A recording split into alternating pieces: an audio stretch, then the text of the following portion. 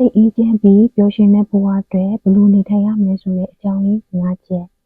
အားလုံးမင်္ဂလာပါ Pressure Family Page ကနေကြိုဆိုပါရစေဒီနေ့မနက်ကစာရေးဆရာ William B. Ivory ရဲ့ A Guide to the Good Life ဆိုတဲ့စာအုပ်လေးရဲ့အကြောင်းပေါ့နော်Stoicism ဆိုတဲ့ရှေးဟောင်းဘဝအတွေးခေါ်ကိုခေတ်သစ်လူနေမှုဘဝနဲ့လိုက်ဖက်အောင်ရှင်းပြထားပါတယ်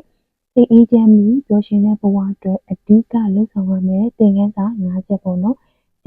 ကိုမထိန်းချုပ်နိုင်တဲ့အရာတွေကိုလက်လွတ်ပါတခြားသူရဲ့အမြင်ကံကြမ္မာအခြေအနေတွေကိုမစိုးရိမ်ပဲကိုထိန်းချုပ်နိုင်တဲ့စိတ်နဲ့လှုပ်ဆောင်ချက်ပေါ်မှာပဲအာရုံစိုက်ပါနှစ်ဆုံးရှုံးနိုင်မှုကိုတစ်ခါတလေကြိုတွေးကြည့်ပါဒါကလက်ရှိပိုင်ဆိုင်ထားတဲ့အရာတွေကိုပို့ပြီးတော့တန်ဖိုးထားတတ်လာပါလိမ့်မယ်သုံးလူကျင်စိတ်တွေကိုထိန်းချောင်းပါအသစ်တွေကိုအမြဲလိုက်ရှာနေမဲ့စာရှိပြီးသားအရာတွေကိုကျေးဇူးတင်တဲ့စိတ်လေးနဲ့သင်ယူပါလေးဘဝရဲ့ရည်မှန်းချက်ကိုသတ်မှတ်ပါ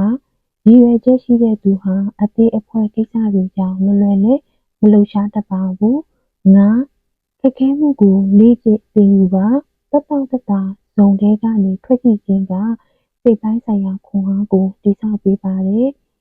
Stoicismဆိုတာကခံစားချက်မရှိတဲ့ဘဝမဟုတ်ပါဘူးဘဝကိုတည်ငြိမ်စွာရင်ဆိုင်နိုင်တဲ့စိတ်ခွန်အားကိုတည်ဆောက်ခြင်းပဲဖြစ်ပါတယ်လို့စာရေးဆရာဝီလီယံကနေပြီးတော့ပြောသားထားပါတယ် Peace comes from focusing on what you can control ဆိုတဲ့အတိုင်းပဲ Stoicismဆိုတာကခံစားချက်မရှိတဲ့ဘဝမဟုတ်ဘူးဘဝကိုတည်ငြိမ်စွာရင်ဆိုင်နိုင်တဲ့စိတ်သက်ခွန်အားကိုတည်ဆောက်ထားတဲ့အရာတစ်ခုဖြစ်ပါတယ်ဒါလေးကိုနည်းနည်း share လုပ်ပေးချင်ပါတယ်မိတ်ဆွေတို့ရောဒီသင်ခန်းဒီအဓိကချက်လေးတွေကိုလေ့လာရင်းနဲ့ကိုယ့်ရဲ့ဘဝကိုဘယ်လိုမျိုးတည်ဆောက်ကြမလဲဆိုတာကို comment လေးမှာလည်းရေးသားလို့ရပါတယ်ကောင်းသောနေ့ရက်လေးကိုဖန်ဆင်းနိုင်ပါစေရှင် bye bye